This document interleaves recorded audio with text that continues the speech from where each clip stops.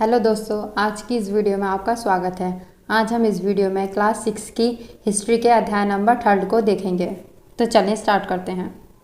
इससे पहले हमने 2 वीडियो में देखा था कि आरंभिक मनुष्य का जीवन कैसा था, कैसे जंगलों में रहा करता था और जब जंगलों के आसपास के फल फूलों को वह खाकर नष्ट कर देते थे तो वह दूसरी जगह जाकर रहने लगते थे। उस समय घुमंतु प्रजाति का मनुष्य था जो एक स्थान से दूसरे स्थान पैदल यात्रा किया करता। फिर हमने काल विभाजन को देखा जिसमें हमने पुरापाषाण काल, मध्य पाषाण काल व नवपाषाण काल के बारे में जानकारी ली। आज हम इस वीडियो में अध्याय नंबर 3 भोजन संग्रह से उत्पादन तक को पढ़ेंगे। विभिन्न प्रकार के भोजन। आज हमें अपने भोजन का अधिकांश हिस्सा उगाए गए फसलों और पाले गए जानवरों से मिलता है। भिन्न भिन्न फसलों को उगाने के लिए भिन्न भिन्न जलवायु की आवश्यकता पड़ती है। मतलब फसलों को उगाने के लिए अलग अलग तरह की मिट्टी और अलग अलग तरह की जलवायु की आवश्यकता पड़ती है। इसलिए अलग अलग मौसम में अलग अलग फसलों का उत्पादन किया जाता है। जैसे धान की खेती के लिए गेहूँ या जौ की तुलना में ज़्यादा पानी की ज़रूरत पड़ती है। इसलिए आप देखते हैं कि जिस वर्ष वर्षा कम होती है उस वर्ष धान की पैदावार भी कम होती है, क्योंकि ज़्यादातर किसान वर्षा पर ही निर्भर होते हैं।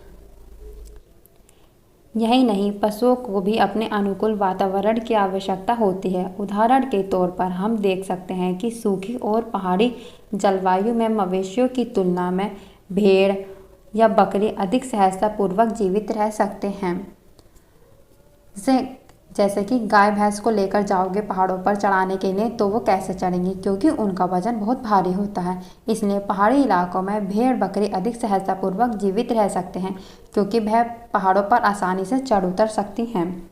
जैसा कि तुमने अध्याय नंबर 2 में पढ़ा है, स्त्री पुरुषों ने अपने भोजन का उत्पादन हमेशा नहीं किया था। हमने पीछे पढ़ा था कि आरंभिक मानव शिकार किया करते थे और वहाँ उत्पादन जैसा कोई स्रोत नहीं था। फिर जैसे जैसे प्राकृतिक वनस्पति उगी तब जाकर मानव ने कृषि करना आरंभ किया। खेती और पशुपालन की शुरुआत। अध्याय 2 में हमने पढ़ा है कि दुनिया की जलवायु बदलती रहती है। समय के साथ साथ जलवायु में भी परिवर्तन होते रहते हैं। साथ ही लोग जिन वनस्पतियों और पशुओं का भोजन के रूप में इस्तेमाल करते थे वह भी बदलते रहे। जैसा हमने पिछले अध्याय में पढ़ा था कि गर्मी बढ़ने से घास वाले मैदान बढ़ने लगे। जैसे ही घास वाले मैदान बढ़े तो उन्हें खाने वाले जानवर भी पैदा होने लगे। इसका मतलब घास खाने वाले जानवरों की संख्या भी बढ़ती गई। लोगों का ध्यान कुछ बातों की ओर गया, जैसे खाने योग्य वनस्पति कहाँ कहाँ मिल सकती है, बीज कैसे अपनी डंठल से टूटकर गिरते हैं, गिरे बीज का अंकुरण और उनसे पौधों का निकलना आदि। इसी तरह उन्होंने पौधों की देखभाल करनी शुरू कर दी। चिड़िया और जानवरों से पौधों की सुरक्षा की ताकि वे ठीक से बढ़ सकें और उनके बीज पक सकें। इस प्रकार धीरे धीरे वे कृषक बन गए। मतलब जैसे जैसे फलों को खाया होगा तो उन्हें खाने में वह स्वादिष्ट लगे होंगे। जैसे जब वो फलों को खाते हैं तो वो खाने के बाद उनके बीज वहीं ज़मीन पर गिरा देते हैं, क्योंकि उस समय उनको पता तो नहीं था कि इनका प्रयोग कैसे किया जाता है। लेकिन जैसे जैसे वो बीज फिर से पेड़ बने तो वहाँ के मानव ने ध्यान देना शुरू कर दिया कि बीज से पेड़ बन रहे हैं, बीजों का अंकुरण किस प्रकार होता है, उनमें से पौधे कैसे निकलते हैं। तो उसी प्रकार मानव ने पेड़ पौधों की देखभाल करनी शुरू कर दी। जैसे जैसे पेड़ पौधे बढ़े तो उन्होंने उन पेड़ पौधों की भी रक्षा करनी सीख ली। जैसे चिड़िया और जानवरों से पौधों की सुरक्षा की ताकि वे ठीक से बढ़ सकें और उनके बीज पक सकें। जब कोई भी मानव पेड़ों की रक्षा करेगा, पेड़ों की सुरक्षा करेगा, वह पेड़ों को छोटे होने से बड़े होने तक उनकी देखभाल करेगा। इसका मतलब कि मानव पेड़ों की देखभाल के लिए उसी जगह पर रुक गए, जिससे कि स्थायी जीवन की शुरुआत हुई, क्योंकि कोई भी पेड़ बढ़ने में काफ़ी समय लगता है। इसी तरह लोगों ने अपने घरों के आसपास चारा रखकर जानवरों को आकर्षित कर उन्हें पालतू बनाया होगा। सबसे पहले जिस जंगली जानवर को पालतू बनाया गया वह कुत्ते का जंगली पूर्वज था। यह क्वेश्चन पूछा जाता है, सबसे पहले पालतू किस जानवर को बनाया गया है, तो वह है कुत्ता। उस समय जिस जंगली जानवर को पालतू बनाया गया वह कुत्ते का जंगली पूर्वज था, क्योंकि उस समय के मानव भी तो हमारे ही पूर्वज थे। अब क्वेश्चन यह बनता है कि सबसे पहले कुत्ते को ही पालतू जानवर क्यों बनाया गया। तो यह हो सकता है कि कुत्ते में सीखने की प्रवृत्ति ज़्यादा होती है कुत्ते में सोचने समझने की शक्ति अन्य जानवरों की अपेक्षा अधिक होती है। अनजान लोगों की पहचान करते हैं, इसलिए कुत्ते को सबसे पहला पालतू जानवर बनाया गया होगा। धीरे धीरे लोग भेड़, बकरी, गाय और सुअर जैसे जानवरों को अपने घरों के नज़दीक आने को उत्साहित करने लगे। ऐसे जानवर झुंड में रहते थे और ज़्यादातर घास खाते थे। अक्सर लोग अन्य जंगली जानवरों के आक्रमण से इनकी सुरक्षा किया करते थे और इस तरह धीरे धीरे वे पशुपालक बन गए होंगे। बसने की प्रक्रिया। लोगों द्वारा पौधे उगाने और जानवरों की देखभाल करने को बसने की प्रक्रिया का नाम दिया गया। जब व्यक्ति पौधों को उगाने लगे और जानवरों की देखभाल करने लगे तो वो एक स्थान पर निवास करने लगे। अपनाए गए ये पौधे तथा जानवर अक्सर जंगली पौधों और जानवरों से भिन्न होते हैं। इसकी वजह यह है कि बसने की प्रक्रिया की दिशा में अपनाए गए पौधे या जानवरों का लोग चयन करते थे। मतलब धीरे धीरे क्या हुआ, जिन जानवरों को मानव ने पाला उनका विकास अन्य जानवरों की अपेक्षा अलग था। जिन पौधों को मनुष्य ने उगाया वह अन्य पौधों से अलग थे, क्योंकि वह समझ गए थे कि कौन से पौधे खाने योग्य हैं और कौन से पौधे खाने योग्य नहीं हैं। उदाहरण के तौर पर लोग उन्हीं पौधों तथा जानवरों का चयन करते थे जिनके बीमार होने की संभावना कम हो। ऐसे ही जानवर अच्छे होते हैं जो कम बीमार पड़े। यही नहीं, लोग उन्हीं पौधों को चुनते थे जिनके बड़े दाने वाले अनाज पैदा होते हैं, साथ ही जिनकी डंठल अनाज के पके दानों के भार को संभाल सकें। ऐसे पौधों के बीजों को संभाल कर रखा जाता है ताकि फिर से उगाने के लिए उनके गुण सुरक्षित रह सकें।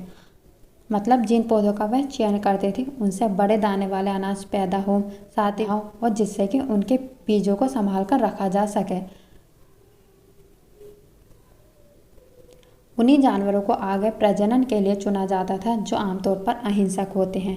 इसलिए हम देखते हैं कि पाले गए जानवर तथा कृषि के लिए अपनाए गए पौधे जंगली जानवरों तथा पौधों से भिन्न भिन्न होते हैं। मनुष्य ने शाकाहारी जानवर व अहिंसक जानवर को ही पाला, क्योंकि हिंसक जानवर को पालते तो वह उन्हें ही खा जाते। मिसाल के तौर पर जंगली जानवरों की तुलना में पालतू जानवर के दांत और सींग छोटे होते हैं। इन दांतों को देखो, इनमें से कौन सा जंगली सुअर का है और कौन सा पालतू सुअर का है। अभी आपको पर बताया गया है पालतू जानवर के दांत और सींग छोटे होते हैं, तो पालतू जानवर का दांत छोटा हुआ, जो जंगली जानवर है उसका दांत बड़ा हुआ। बसने की प्रक्रिया पूरी दुनिया में धीरे धीरे चलती रही। यह करीब 12,000 साल पहले शुरू हुई। वास्तव में आज हम जो भोजन करते हैं वो इसी बसने की प्रक्रिया की वजह से है।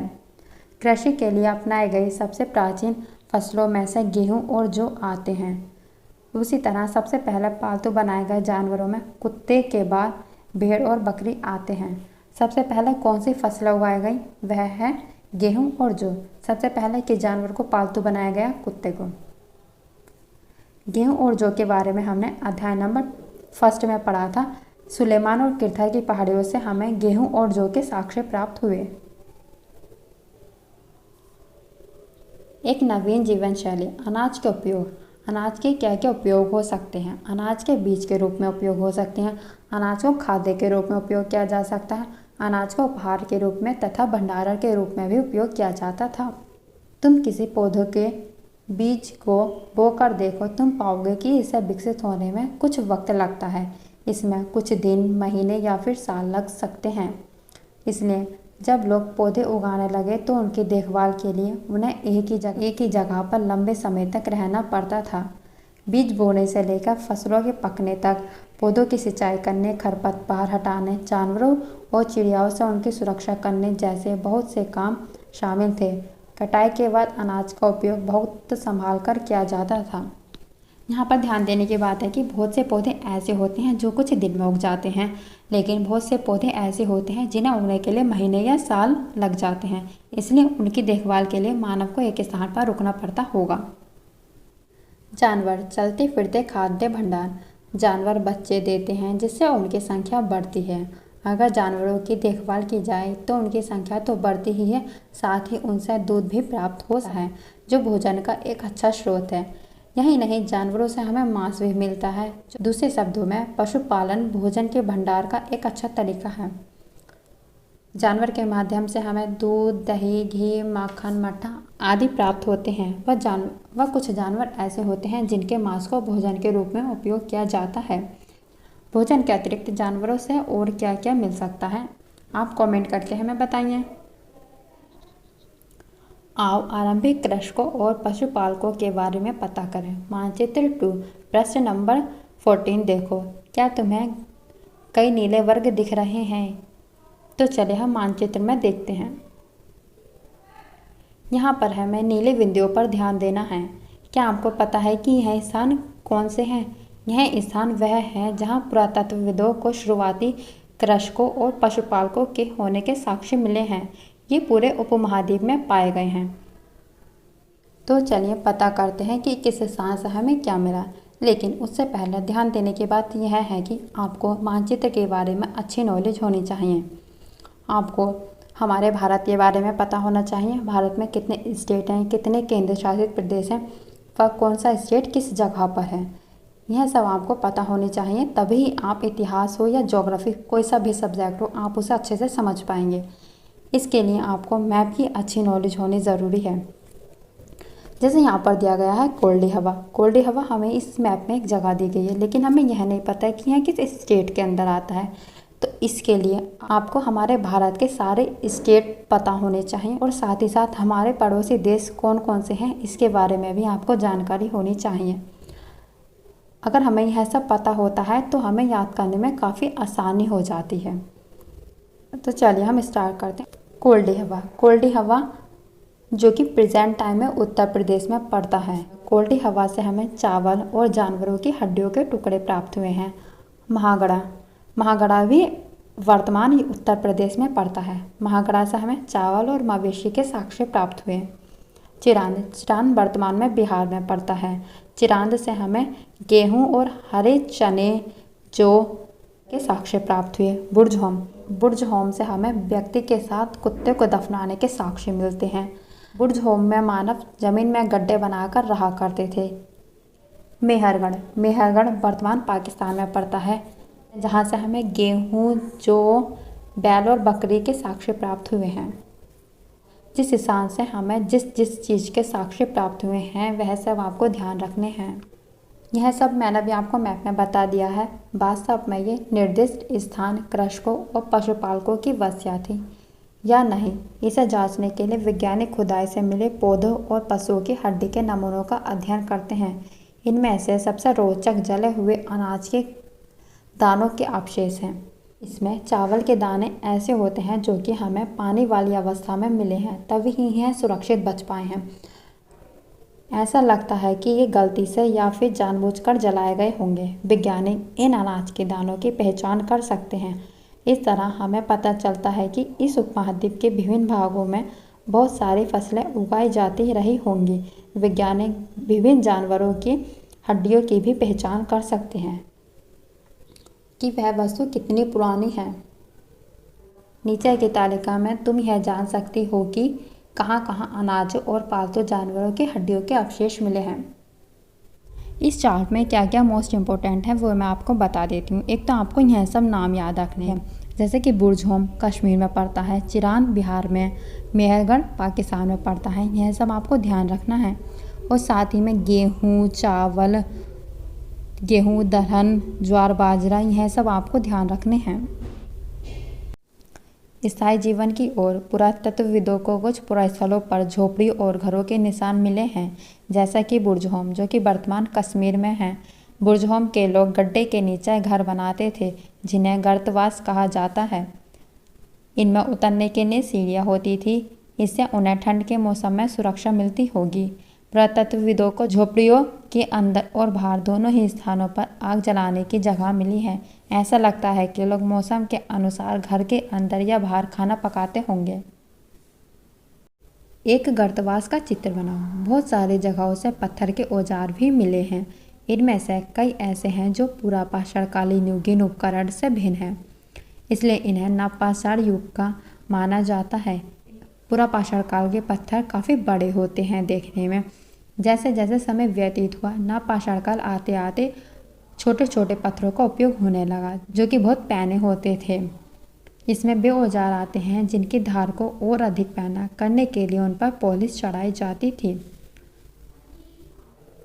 ओखली और मूसल का उपयोग अनाज और वनस्पतियों से प्राप्त अन्य चीज़ों को पीसने के लिए किया जाता था। आज हजारों साल बाद भी ओखली और मूसल का प्रयोग अनाज पीसने के लिए किया जाता है।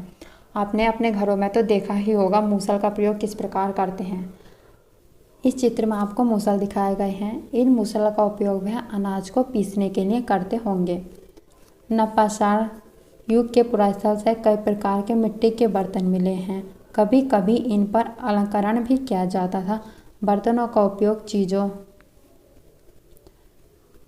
चीज़ों को रखने के लिए किया जाता था। धीरे धीरे लोग बर्तनों का प्रयोग खाना बनाने के लिए भी करने लगे, जैसे चावल, गेहूँ और दलहन जैसे अनाज अब आहार का महत्वपूर्ण हिस्सा बन गए थे। इसके साथ साथ अब लोग कपड़े भी बुनने लगे होंगे। इसके लिए कपास जैसे आवश्यक पौधे उगाए जा सकते थे। धीरे धीरे मनुष्य ने मिट्टी का प्रयोग करना व खेती का अच्छा प्रयोग करना सीख लिया था, क्योंकि वह खेती में कपास जैसे पौधे उगाकर वस्त्र बनाना भी सीख गए थे। क्या ये परिवर्तन एक जगह एक ही साथ आ गए होंगे? ऐसी बात नहीं है। एक तरफ जहाँ कई जगहों पर स्त्री पुरुष शिकार करने और भोजन संग्रह करने का काम करते थे, वहीं अन्य लोगों ने हजारों सालों के दरमियान धीरे धीरे खेती और पशुपालन को अपना लिया। मतलब कई जगह ऐसी थी जहाँ पर शिकार किया जा रहा था, तो कई जगह ऐसी थी जहाँ पर लोग खेती और पशुपालन करना सीख रहे थे। बहुत जगह लोग मौसम के मुताबिक बदल बदल कर अपनी जीविका चलाया करते थे, क्योंकि मौसम तो अलग अलग जगह का अलग अलग ही होता है। इसलिए क्या तुम कल्पना कर सकती हो कि इस पात्र में क्या रखा होगा? जैसे हमें बताया था कि धीरे धीरे लोग बर्तनों का उपयोग खाना बनाने के लिए भी करने लगे, तो शायद इस पात्र में वह खाना, चावल, गेहूं और दलहन जैसे अनाज रखते होंगे। अन्य रीति रिवाज। पुरातात्विद बहुत स्पष्ट रूप से इस बारे में कुछ नहीं कह सकते। विद्वानों ने ऐसे किसानों का अध्ययन किया है। इनमें प्राय कृषक और पशुपालन समूह में रहते हैं, जिन्हें जनजाति कहते हैं। शुरुआत में हमें 3 ही चीज़ें जानने को मिलती हैं: शिकारी, कृषक और पशुपालन।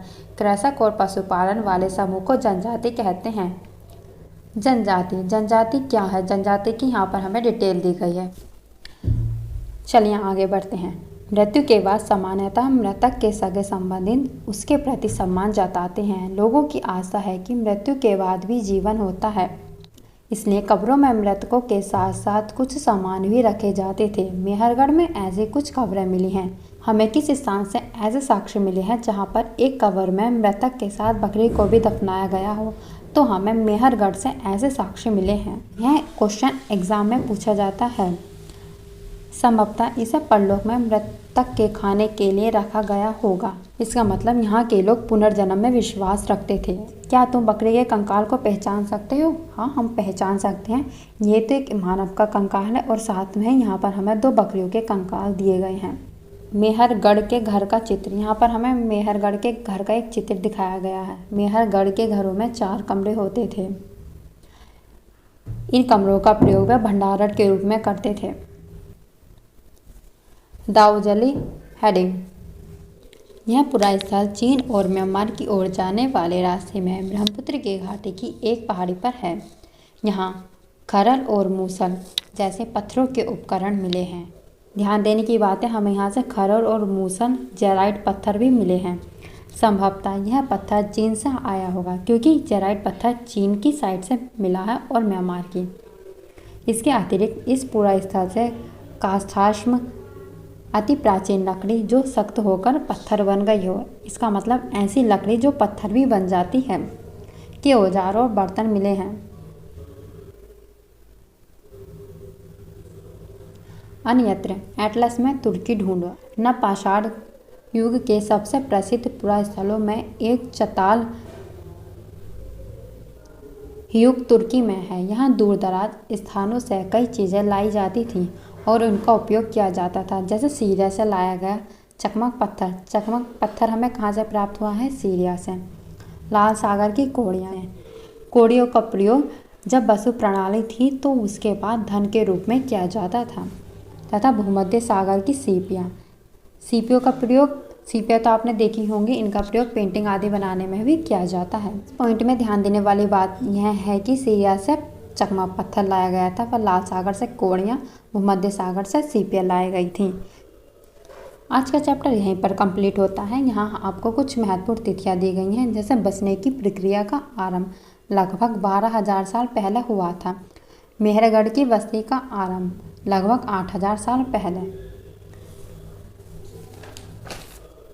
आओ याद करें, खेती करने वाले लोग एक ही स्थान पर लंबे समय तक क्यों रहते थे?